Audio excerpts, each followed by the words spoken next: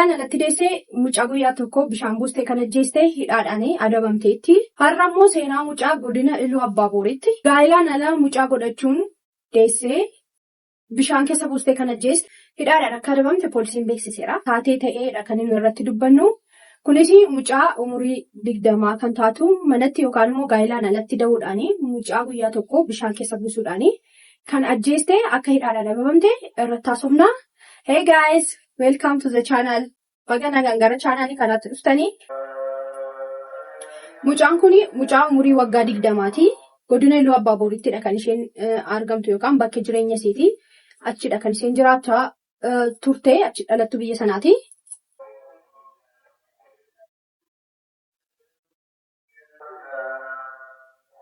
Mucaan kun dargaggeettii umurii 20ti. Utuun heerumin manatti da'uudhaan mucaa dhiiraa deessee guyyaa tokko bultee bishaan keessa buusuudhaan ajjeesti.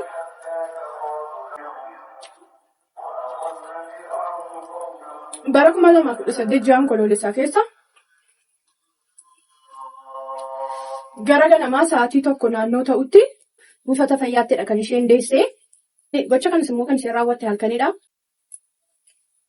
Namoonni naannoo sana jiran mucaa guyyaa tokko bishaan kana keessa buustee isheen ajjeeste kana namoonni naannoo sun arguudhaan poolisiitti beeksisu.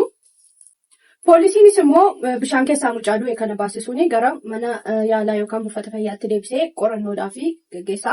Poolisiinis immoo namoota naannoo sanarraa odeeffannoo gahaa ta'e argate dargaggeettii gocha kana raawwattee to'annaa seeraa jala oolcha jechuudha. Mucaanis to'annaa seeraa jala ooluudhaan qorannoon irratti gaggeeffama.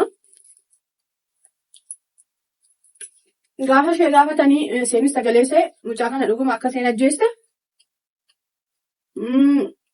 akkamittiin akka isheen ajjeeste maaliif akka ajjeeste poolisiidhaaf sagaleessee kennite jechuudha. Kan isheen jettee himte naannoo sanatti yookaan immoo soosaayitii isheen keessa jirtu sana keessatti almost soosaayitiin Itoophiyaa keessa jiru abzaanyaa namni yoo mucaa godhate rijeekti godhama. Gaa'ilaan alatti yoo godhate. Kanaaf jecha mucaan sodaa sana keessa waan jirtuuf ji'a 9 guutuu garaatti baattee deessee halkanuma deesse sanatti mucaa bishaan keessa buustee mucaa sana ajjeeste. Kana kan hin godhees immoo sodaa namoota naannoo gaa'ilaan alatti mucaa godhatte naan jedhamuu fi sodaa sanaaf akka godhee mucaa kana ajjeese lubbusaa dabarsee jettee sagaleessee kennite. Mucaan kun barattuudha sa'aatii sanatti.